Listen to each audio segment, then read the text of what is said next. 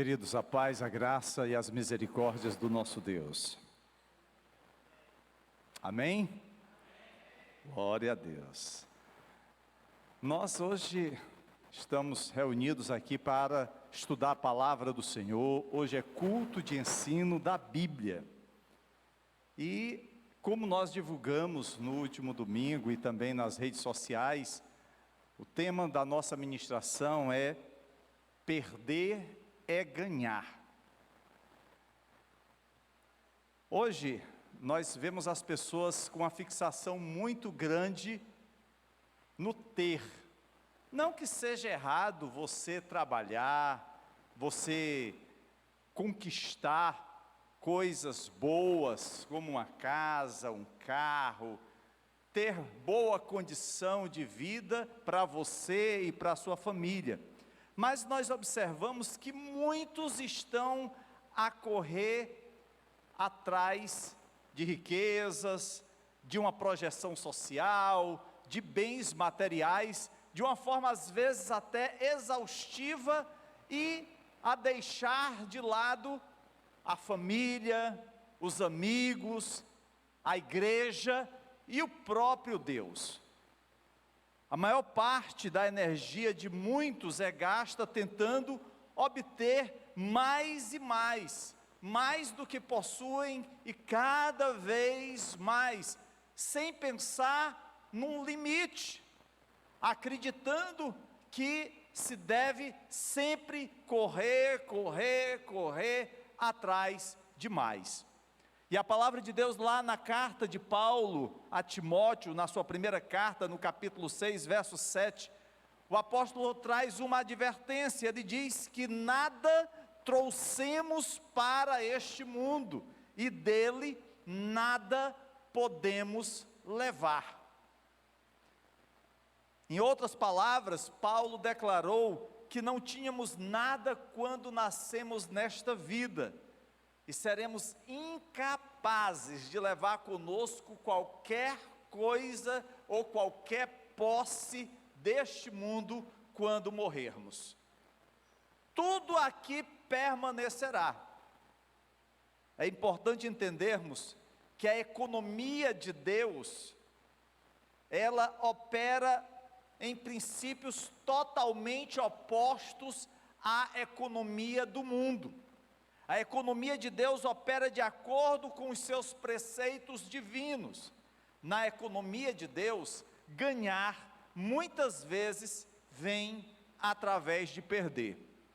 Ou seja, aqueles que estão dispostos a perder o que consideram precioso e valioso por amor do Senhor, na verdade, ganham muito mais. A história da igreja cristã, desde o seu nascedouro, revela isso. Homens e mulheres que tiveram a visão do reino de Deus. As bênçãos e benefícios do Senhor excedem qualquer coisa que este mundo possa oferecer. É certo que a humanidade sempre correu atrás das riquezas. As nações lutavam entre si por conta das riquezas, e cada uma mais queria ter o domínio sobre a outra, pelo poder e pela riqueza. Ao ponderar sobre o princípio perder é ganhar, lembrei-me de muitos que na Bíblia ganharam com a perda. Quem não se lembra de Abraão? Abraão, que vivia bem com a sua família, Abraão, que era uma pessoa muito aceita na sua comunidade, reconhecido, rico. E Abraão então é convidado por Deus a abandonar sua terra natal para seguir o caminho que Deus havia revelado, na direção de uma terra desconhecida dele. Ele partiu com apenas uma promessa de Deus. Ele partiu aguardando o tempo de Deus. Ele partiu crendo que o plano de Deus na sua vida haveria de se concretizar de tal forma que esse plano redundaria em bênção para ele e para a sua família. E a gente, conhecendo a história, sabe que Deus providenciou cada detalhe na vida de Abraão, supriu tudo o que ele precisava, guardou de todas as dificuldades e adversidades. Quando nós vemos, por exemplo, os profetas do Antigo Testamento, na sua maioria aqueles homens viviam de forma humilde, alguns até mesmo em reclusão, mas mesmo diante das dificuldades que eles tiveram para levar a palavra profética de Deus, tanto às nações quanto ao povo de Israel, aqueles homens desfrutavam da bênção de Deus. Muitos deles perderam suas famílias, perderam o gozo da convivência com seus amigos para ganhar algo muito superior, que era a intimidade com Deus. No Novo Testamento, nós vemos os discípulos sendo convidados a abandonar suas vidas. Alguns deixaram, por exemplo, aquilo que faziam no mar, eram pescadores, eram donos de embarcações, e ali tiravam o sustento do seu dia a dia. Outros eram coletores de impostos, mas eles abdicaram de tudo para seguir a Jesus.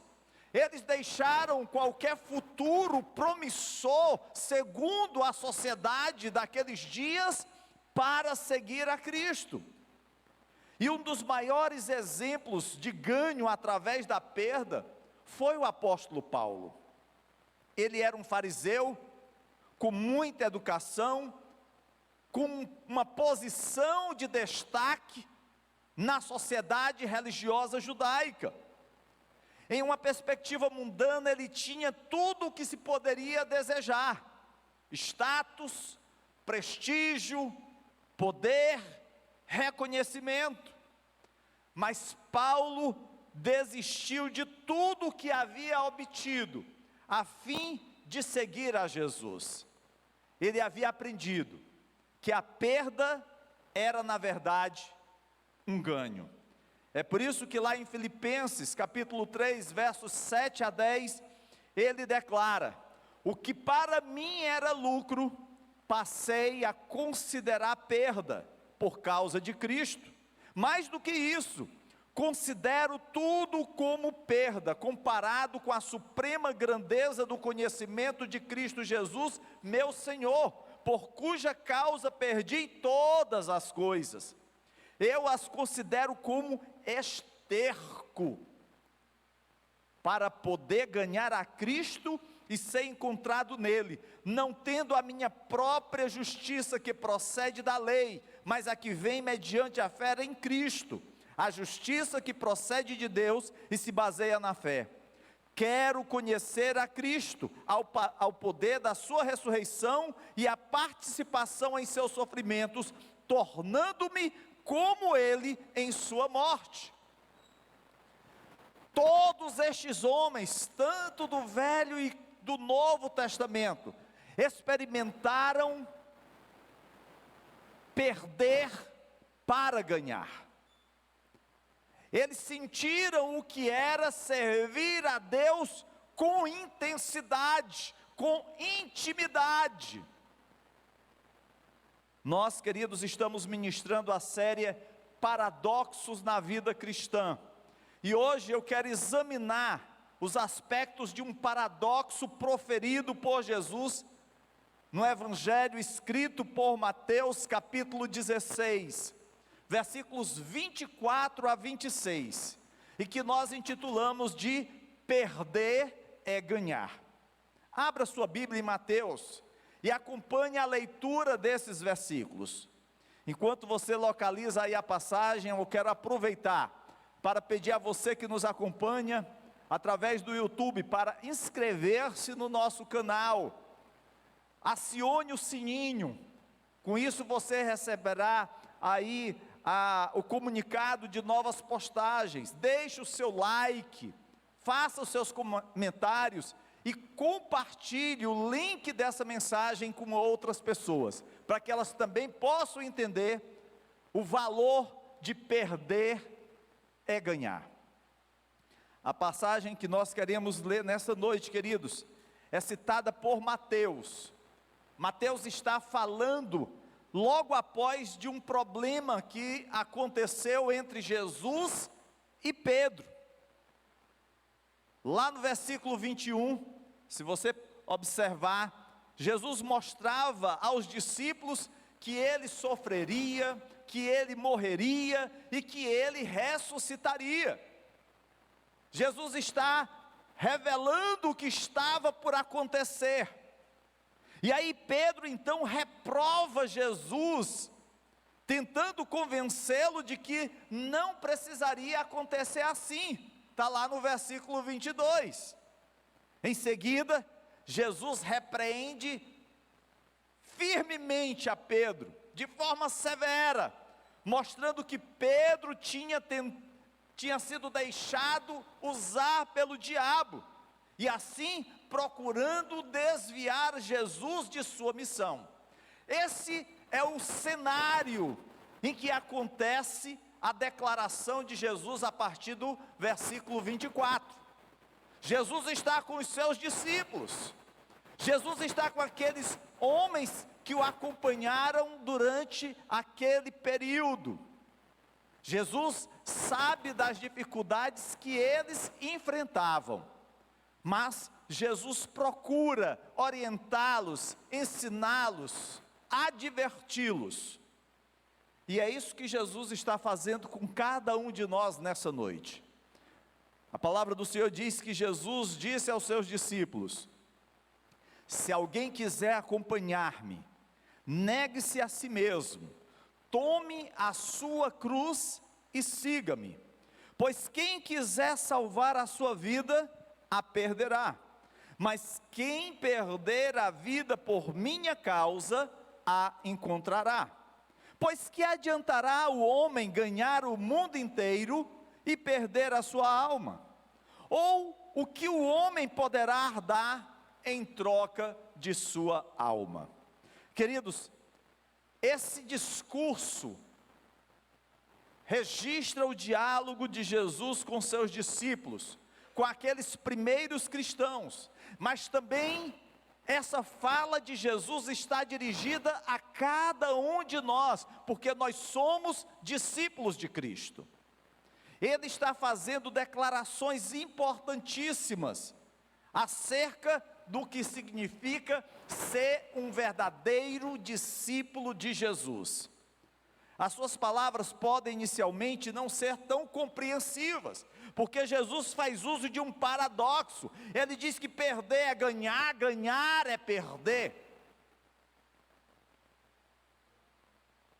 Ou alguns poderiam dizer: mas Jesus, você está sendo muito exigente, já que a gente vai ter que perder tudo para ganhar algo futuramente. Em geral, quando nós perdemos algo, isso nos entristece. Imagina só, você está se preparando para uma viagem com a sua família, organiza tudo, deixa tudo já arrumado dentro do carro, e na hora de sair, aonde é que está a chave? Bate aquele desespero, todo mundo sai procurando, e parece-me que a chave desapareceu. Isso é uma preocupação, é uma dificuldade. Eu acredito que alguns já passaram por isso. Ou, quem sabe, você está no shopping, e aí você está lá com as compras, e por um momento você para em daquelas cadeiras do shopping para organizar suas coisas, e pega o celular e coloca lá em cima da cadeira, e começa a ajeitar aqui e acolá, e aí sai despreocupadamente, esqueceu do celular. Alguns minutos você retorna, já não mais o encontra. E essa perda, como traz tristeza ao nosso coração. Mas aí Jesus vem com essa declaração aqui, que perder é ganhar. É por isso que é um paradoxo. E o que Jesus então está pedindo aos seus discípulos, o que Jesus está pedindo a você nessa noite com essas palavras? Será que Ele quer que nós desprezemos a nós mesmos? Será que Ele quer que nós deixemos de sonhar? Quer que nós simplesmente deixemos de viver a nossa vida? O que Ele quer que nós façamos? Será que Ele quer que a gente se dedique a uma vida ascética, nos retirarmos da sociedade, de tudo, e vivermos de uma forma que não tenhamos prazer, alegrias na vida? Será que o Senhor quer que nós procuremos o sofrimento para agradar mais a Deus?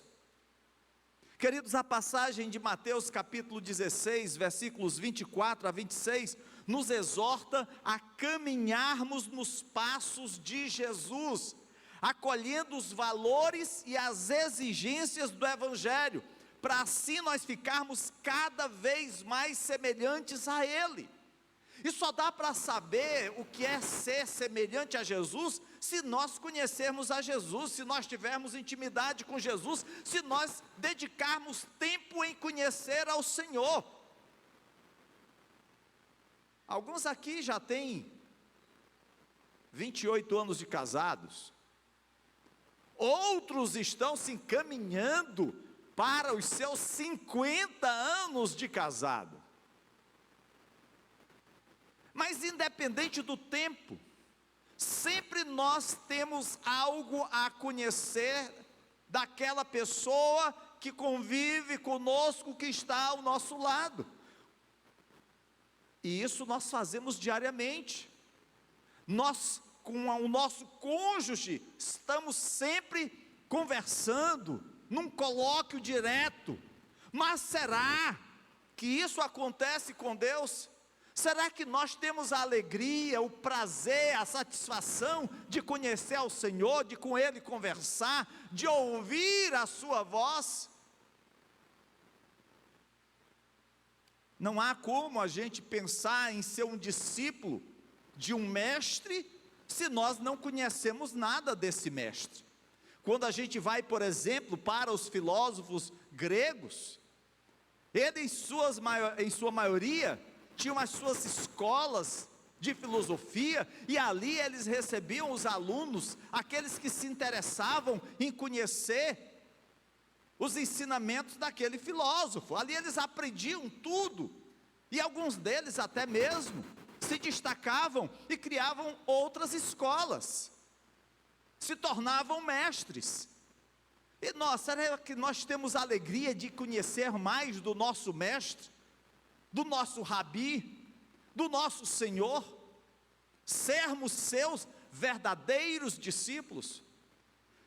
E para nós entendermos os grandes ensinos constantes aqui em Mateus capítulo 16, versos 24 a 26, queridos, nós vamos aos poucos descortinar essas verdades à medida que nós avançamos nesses versículos, porque cada um desses versículos tem um mundo a ser desvendado para nós.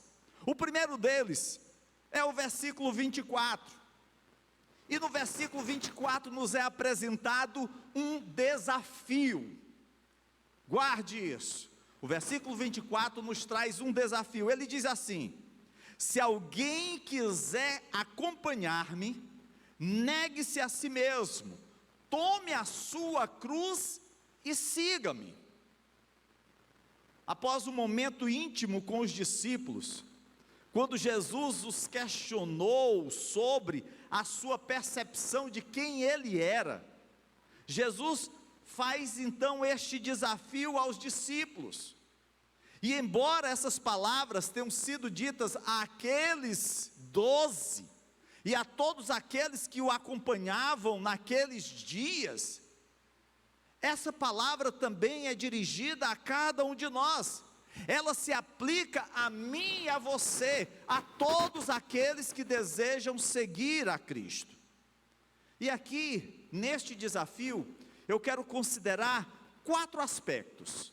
O primeiro aspecto, queridos, é uma decisão consciente. Diz assim: se alguém quiser acompanhar-me. Não há qualquer dúvida de que essa afirmação, ela envolve uma escolha pessoal, é uma decisão consciente feita por parte daqueles que o ouviam. Jesus lança o desafio: olha, se alguém quiser acompanhar-me. Ele não diz assim: olha, vocês têm que me acompanhar, eu exijo que vocês me acompanhem. Não, ele diz: olha, se alguém quiser acompanhar-me. É uma decisão do discípulo de acompanhar o mestre ou rejeitar. E embora que o Senhor Jesus deseje que todos o sigam, como indivíduos, nós devemos fazer a nossa escolha consciente de segui-lo. Nós somos responsáveis pelas decisões que tomamos.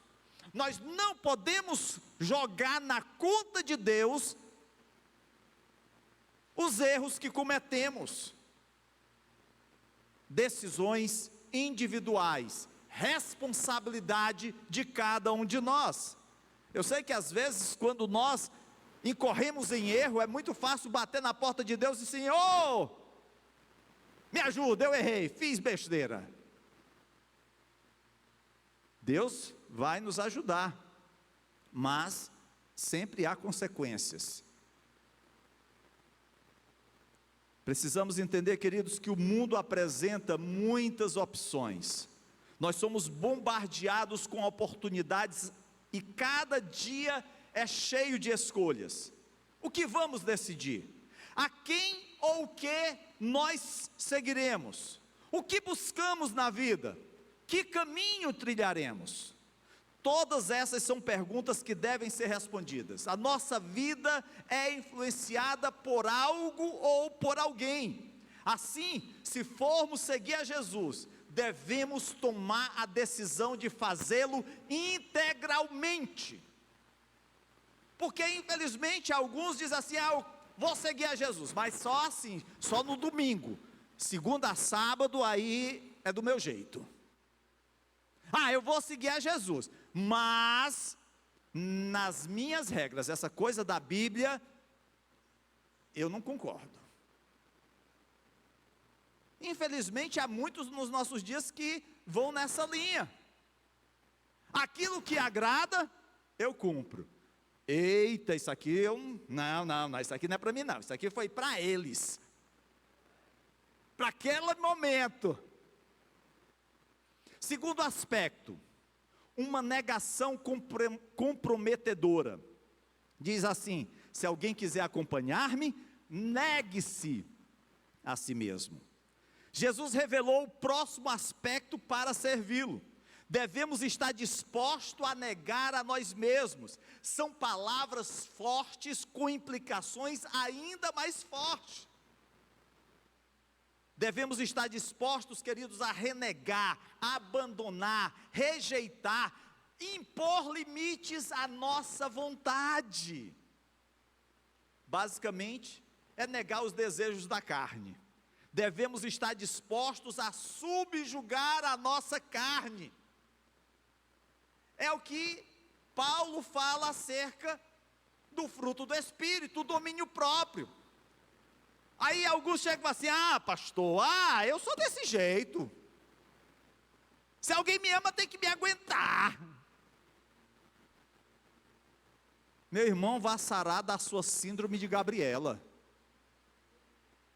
Você não tem que morrer como você nasceu, não. Lembre-se, Paulo, que nasce torto, não necessariamente morre torto, não. Se ele tiver um encontro com Jesus, ele se conserta. Não é fácil, queridos, abandonar os nossos desejos e ter domínio sobre a carne, mas é absolutamente necessário se quisermos seguir a Jesus. Poucos estão dispostos a admitir, mas nós mesmos somos o nosso maior obstáculo.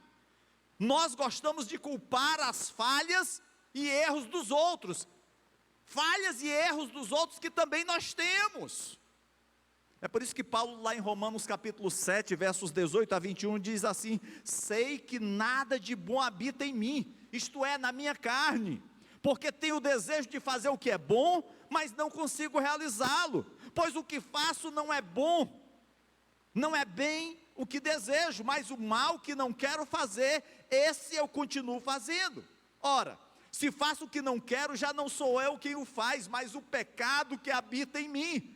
Assim, encontro esta lei que atua em mim: quando quero fazer o bem, o mal está junto a mim. E é Paulo que está dizendo isso. Essas lutas, queridos, continuarão enquanto nós vivermos. O corpo carnal que habitamos não foi transformado pela salvação. Ele deve ser negado e subjugado diariamente. Somos pecadores regenerados, glória a Deus, mas continuamos pecando. É por isso que Paulo diz: orai e vigiai sem cessar. Não há como baixar a guarda. Esse é um grande problema, é um obstáculo para seguir e agradar ao Senhor, porque continuamente o pecado vai procurar nos destruir, nos tragar, nos derrotar, tirar a nossa intimidade com Deus. As concupiscências são fortes. O apóstolo João, escrevendo na sua primeira carta, fala bem claramente sobre isso. É por isso que nós devemos estar dispostos a subjugar a nossa carne, trazendo todo o nosso ser à presença de Cristo. Terceiro aspecto, uma consequência de alto preço. Se alguém quiser acompanhar-me, negue-se a si mesmo, tome a sua cruz. Essa é claramente o aspecto mais difícil proposto por Jesus. Quando Jesus falou estas palavras, queridos, certamente os discípulos ficaram surpresos. Tomar a nossa cruz? O mundo que eles viviam era bem diferente do nosso. Quando a gente pensa em cruz, geralmente nós nos lembramos, por exemplo, de um cemitério, porque por ser um país, na sua maioria cristão, né, a gente sempre tem isso. Mas naqueles dias, quando um judeu ou quando outra pessoa imaginava cruz, lembrava sempre de um suplício, de uma tortura, de morte, porque isso era o que acontecia. O Império Romano, que era o império que dominava nos dias de Cristo, submetia a todos aqueles que se rebelassem contra o império, a todos aqueles que estivessem à margem da sociedade, a serem punidos com a morte de crucificação. E aqueles discípulos sabiam o peso da cruz. Eles não desconheciam a cruz romana. Eles sabiam que aquele era um instrumento de intensa dor, de morte. Jesus estava literalmente dizendo aos discípulos que eles deveriam estar dispostos a crucificar a carne para segui-lo. Jesus não estava simplesmente dizendo: olha, vocês vão ter que morrer na cruz. Alguns até o foram, como o próprio Cristo. Mas o que Jesus está dizendo: olha, que vocês precisam colocar na cruz o seu eu, tem que colocar na cruz a sua carne, os seus desejos carnais. Eles tinham que estar dispostos a morrer para si mesmo, mesmo que isso fizesse com que eles deixassem para trás coisas que durante muito tempo eles tinham como valor. Infelizmente, queridos, a nossa visão da cruz foi diluída por um cristianismo moderno, por uma cultura gospel fashion. As pessoas usam as cruzes em volta do pescoço como uma peça de adorno, e ainda assim não reconhecem o seu significado. Cruzes nos dias de Jesus não eram agradáveis, traziam morte excruciantes. Nosso cristianismo ocidentalizado perde totalmente o significado do sacrifício que Jesus fez no Calvário. Infelizmente, nós não nos entristecemos diante do padecer do Filho de Deus, levando sobre si os nossos pecados na cruz. Devemos crucificar nossa carne diariamente, se quisermos seguir a Cristo. É isso que Paulo, escrevendo aos Romanos, no capítulo 6, verso 6, diz: sabemos que o nosso velho homem foi crucificado com ele, para que o corpo do pecado seja destruído, e não mais sejamos escravos do pecado. Nós podemos errar e vamos errar, mas nós não podemos fazer do pecado uma prática, uma regra na nossa vida. Precisa ser uma exceção. Quarto aspecto, um desejo contínuo. Se alguém quiser acompanhar-me, negue-se a si mesmo, tome a sua cruz e siga-me. Finalmente deve haver um desejo contínuo de seguir a Jesus. Seguir a Jesus não deve ser apenas um momento em que eu vou participar de um culto, em que eu vou me reunir com os irmãos. Seguir a Jesus tem que ser algo constante, contínuo na minha vida, 24 horas por dia, 7 dias da semana, 365 dias do ano. Não há férias para seguir a Jesus. Queridos, esta não é uma ação que está reservada apenas para os dias de celebração na igreja, de reunião festiva. Devemos estar dispostos a seguir Jesus diariamente. Este siga-me tem a ideia de estar ativamente buscando comunhão com Cristo, e não só buscando comunhão com Cristo, mas também refletindo a sua semelhança na nossa vida. Porque quando nós buscamos intimidade com o Senhor, nós ficamos mais parecidos com Jesus. E as pessoas percebem isso através da nossa fala, através do nosso agir, do nosso proceder. Seguir Jesus, queridos, não é uma tarefa ociosa, requer ação e compromisso da nossa parte. Não há como ficar em berço esplêndido aguardando.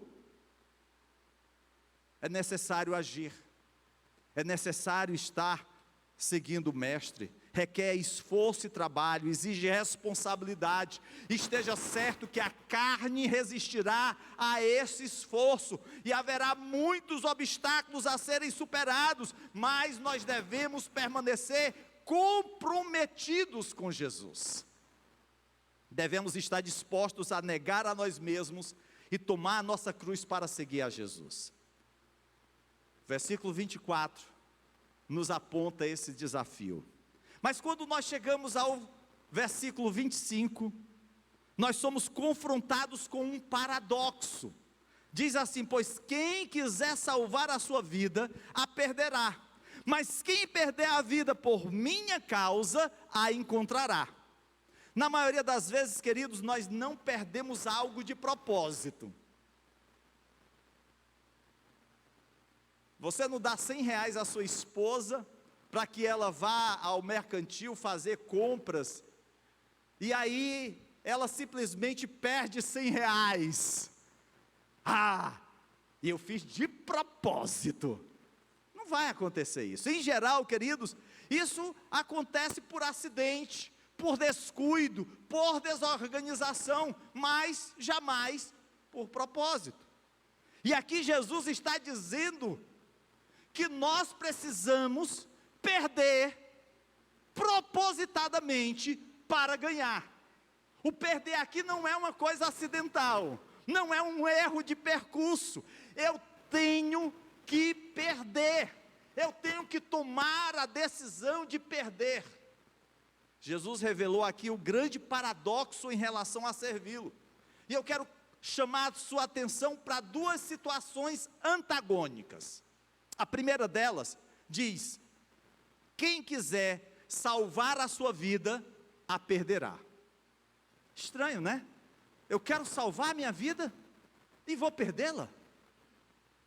Jesus, queridos, está ciente de que os discípulos, e também nós, todos que ouvimos essa fala dele, teríamos dificuldade em receber essa declaração, porque isso é contrário à nossa natureza, ao nosso raciocínio humano. A carne deseja obter mais e mais. O diabo ensina que para ganhar, não se pode perder. O mundo não está interessado em abrir mão de nenhum prazer, ou de se sacrificar em benefício dos outros.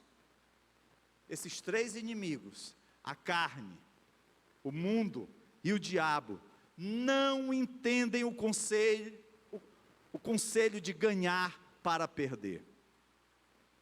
Aqui, eles se recusam a aceitar. E hoje, muitos se recusam a morrer para si mesmos, escolhendo os prazeres da carne em vez de um relacionamento com Cristo. Perderão a vida enquanto estão aproveitando o aqui e o agora. São seguidores daquele ensino: deixa a vida me levar, a vida leva eu. Porém esquecem que enfrentarão a morte eterna. Aqueles que morrem sem Cristo enfrentarão a morte eterna no lago de fogo. Há uma segunda situação: quem perder a vida por minha causa, a encontrará. Muitos cristãos, queridos, foram chamados a dar a vida fisicamente por causa de Cristo. Ao longo da história cristã nós vemos isso. Logo os nossos primeiros irmãos foram perseguidos pelos judeus, alguns apedrejados, perderam os seus bens, perderam sua família. Outros foram perseguidos pelo Império Romano, levados aos coliseus, lançados às feras, sendo mortos pelos gladiadores, sendo queimados vivos em vias públicas. Durante a Reforma, houve perseguição da religião oficial. Muitos eram queimados vivos, taxados por feiticeiros. Ainda hoje, temos irmãos em Cristo em países onde não lhes é dada a liberdade de seguir a Cristo, que são presos, alguns são até mesmo mortos. Essa é a realidade, queridos. Mas aqui a ênfase não é na morte física. Aqui a ênfase, queridos, é com relação a estarmos dispostos a morrer para nós mesmos, a entregar as paixões e desejos da carne para servir a Cristo através da salvação. Esses discípulos, a eles, a você e a mim é prometida a vida eterna. Se nós estivermos dispostos a morrer para nós mesmos por causa de Cristo, nos é prometida a vida eterna na presença do nosso Deus. A morte física é certa. Se Jesus não voltar até o dia, todos nós passaremos pela morte. Nós não sabemos o dia que isso acontecerá. Mas, queridos, a morte física é apenas o começo da vida para o crente, porque nós estaremos eternamente na presença do nosso Deus. Essa segurança, essa certeza, o mundo não conhece, mas a igreja do Senhor tem promessa para ela. Ser um discípulo de Cristo significa estar disposto a negar a si mesmo. Ser um discípulo de Cristo significa perder a sua vida pelo amor de Deus, para encontrar uma vida mais profunda, mais verdadeira, mais significativa e eterna. É por isso que perder é ganhar. Estas palavras de Jesus, queridos, são um desafio para todos nós, para estarmos prontos para enfrentar até mesmo a morte, e ainda permanecer fiéis a Jesus. Quantos irmãos foram levados à fogueira e não negaram a Cristo, enquanto as chamas consumiam o seu corpo, eles glorificavam ao Senhor. Nós não passamos por esse tipo de aflição, de perseguição. E quantas vezes nós murmuramos, nós reclamamos, se algo não dá certo, e muitas vezes não dá certo por culpa nossa, aí nós reclamamos de Deus: Senhor, por que logo eu? Não podia ser o outro irmão? Que provação é essa? Manda essa provação para a irmã fulana de tal, Jesus, me deixa livre disso. Queridos, o líder da reforma protestante João Calvino entendeu o significado de perder nossa vida pelo amor de Deus, quando ele escreveu nas suas Institutas: nós não somos nossos, portanto, nem nossa razão, nem nossa vontade devem predominar em nossas deliberações e ações. Nós não somos nossos, portanto, não vamos propor isso como nosso fim, para buscar o que pode ser conveniente para nós, de acordo com a nossa carne. Nós não somos nossos, portanto, vamos, tanto quanto possível, esquecer a nós mesmos e todas as coisas que são nossas. Nós somos de Deus, portanto, para Ele vamos viver e morrer. Nós somos de Deus, portanto, deixe que a sua sabedoria governe todas as nossas ações. Nós somos de Deus, portanto, seja Ele o nosso único fim legítimo. Deixe que cada parte de nossas vidas seja por Ele dirigida. Não somos nossos, somos de Deus.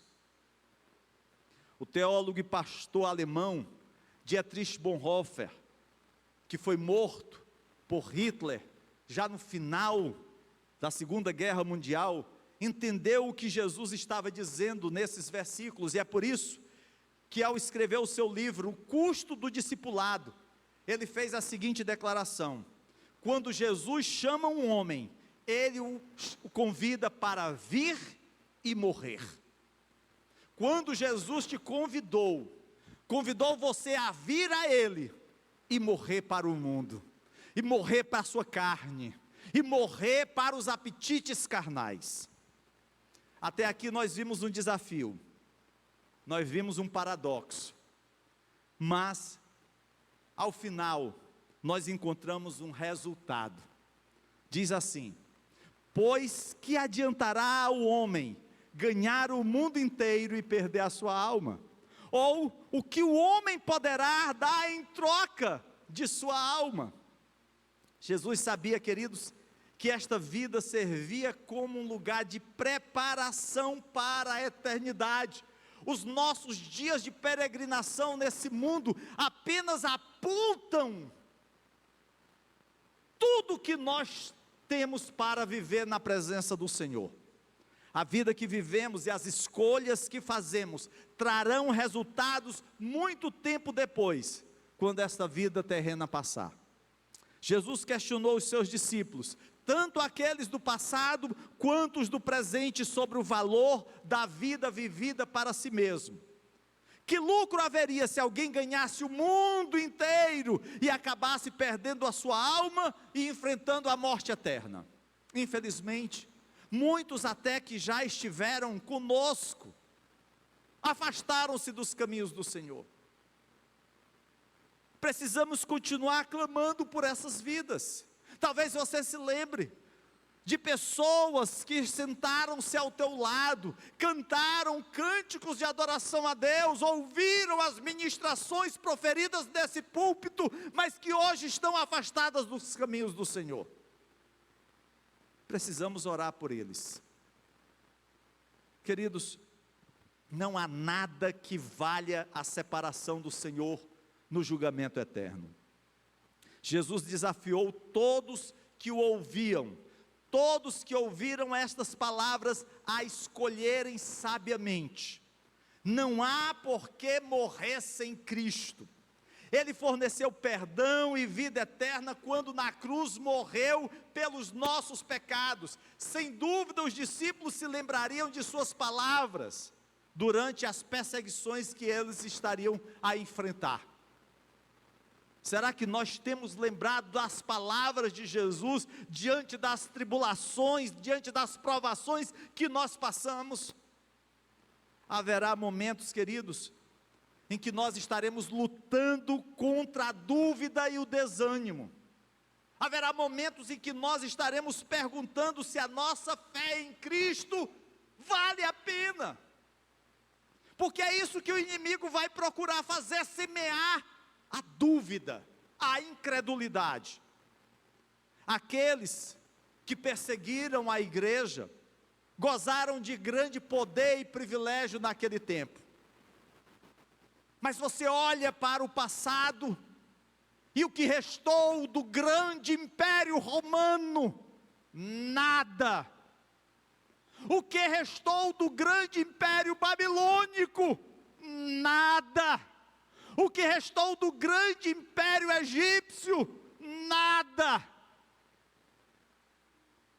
Mas o reino de Deus permanecerá para todo sempre. Perda é ganho. Este mundo, queridos, não tem nada que vale a pena para passar a eternidade no inferno. As riquezas, a luxúria, o poder, tudo isso acaba. Mas aqueles que permanecem fiéis ao Senhor, viverão eternamente. O apóstolo Paulo entendeu isso e escreveu aos Gálatas no capítulo 2, verso 20. Fui crucificado com Cristo, assim já não sou eu quem vive, mas Cristo vive em mim. A vida que agora vivo no corpo, vivo pela fé no Filho de Deus que me amou e se entregou por mim. Paulo entendeu que precisava perder sua vida, precisava desistir da sua vontade e permitir-se morrer com Cristo. E isso requereu de Paulo humildade, para que Cristo pudesse viver nele e guiar sua vida. Talvez você esteja aqui nessa noite, e há algo na tua vida que te impede de ser um verdadeiro discípulo de Cristo. Aqueles homens tiveram que abdicar de muitas coisas. Talvez os seus amigos dissessem assim, mas cara, você vai deixar esse ramo promissor de pescador, de empresário de pesca, para seguir Jesus? Talvez outro dissesse assim, cara, rapaz, tu está ganhando muito como coletor de impostos, tu não está pensando na tua família não?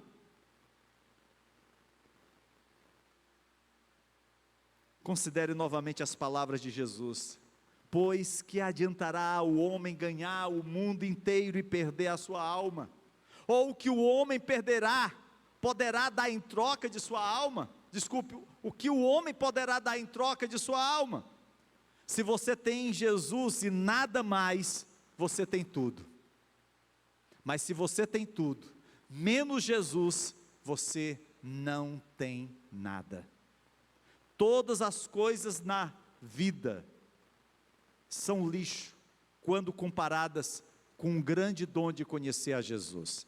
Queridos, o paradoxo espiritual de seguir a Jesus é que precisamos perder a nossa vida para que possamos encontrá-la em Cristo. Muitos homens ao longo da história, como nós, enfrentaram esse paradoxo. Alguns o abraçaram, tornaram-se discípulos de Jesus, seguiram a Cristo. Alguns enfrentaram até mesmo a morte. Foram rejeitados, foram hostilizados, mas permaneceram fiéis até a morte e receberam a coroa da vida. Outros simplesmente negaram a Cristo, preferiram abraçar o mundo, não tiveram os seus nomes escritos no livro da vida, e como herança, aguardam o juízo final, aonde serão lançados no inferno. Ah, pastor, que palavras duras.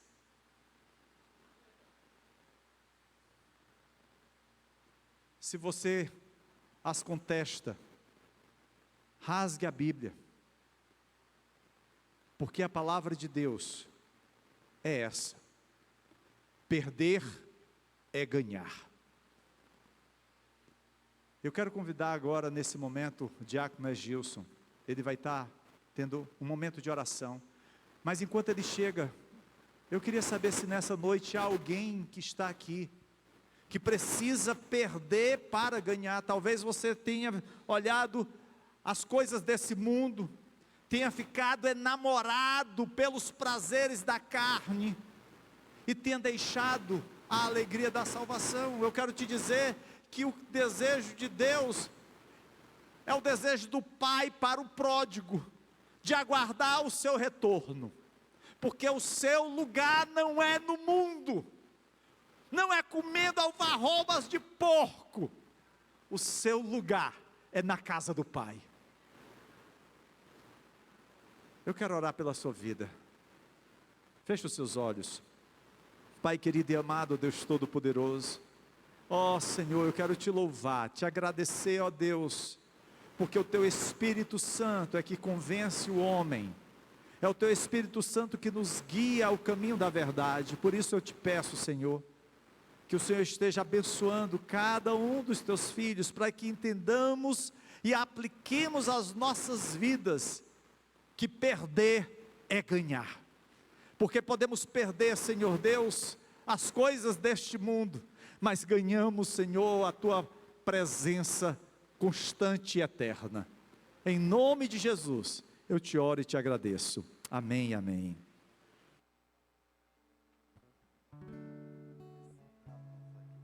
Adams.